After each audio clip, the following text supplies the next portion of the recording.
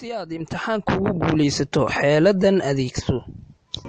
Arday badan ayaa ku mashquula inay akhriska badsadaan waqtiyada imtixaanaadka laga qaadayo, balse cilmi baaris cusub oo jaamacadda University of Texas ee dalka Mareykanku soo saartay dhowaan ayaa soo jeedisay haddii qofku uu doonayo inuu duruusta ku fiicnaado imtixaanada ku guulaysto inuu marka hore maskaxda nasiyo, isla markaana waxa uu doonayo inuu xafido ama maskaxda geliyo imtixaanka ka hor indhaha sii mariyo si maskaxdiisu u aqoonsato. Khubarada daraasadan sameeyay ayaa sheegay in maskaxda awoodeedu kor u kacdo hadday nasasho fiican hesho oo aanay daalin, iyagoo xusay in maxsuulka cilmi baadhistoodu saameyn ku yeelan doono nidaamka dadaal ee ardayda xilliga waxbarashada ku jira.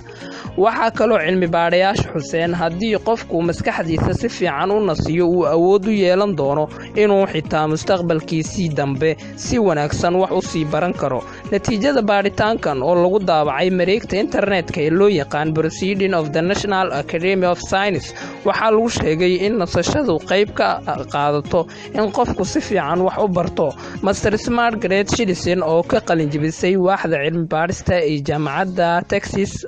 iyo Alison Preston oo ah khabiir cilmi nafsiga iyo neefsiyadda ku takhasusay ayaa dadka ka qaybgalay daraasadan ku baadhay howlo waxbarasho oo ay u direen, waxaana soo baxday in kooxda maskaxdoodu muddo la nasiyay ay tijaabada ku guulaysatay halka kuwa in badan wax aqriyay ama shaqaynayay xusuusta ku adkaatay. Waxaa noo soo baxday markii ugu horeysay sida maskaxdu u shaqayso marka ay nasashada gasho una awoodayso mustaqbalkana barashada cilmiga ku fiicnaato, waxaanay dadka maskaxdooda nasiya noqdaan qaarkood